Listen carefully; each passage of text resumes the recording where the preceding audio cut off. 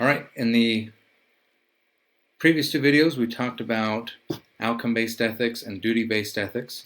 In this video we're going to talk about how do you navigate between those two different ethical frameworks. So the temptation here is to choose the ethical model that is most pervasive, and a lot of times some research has shown that the people tend to do this is once they kind of know the outcome-based ethic model and the duty-based ethical model, what they'll do is they'll choose the ethical model that is most permissive, or the one that basically allows them to do whatever they want. So this is not the right way to think about the two different ethical lines of reasoning.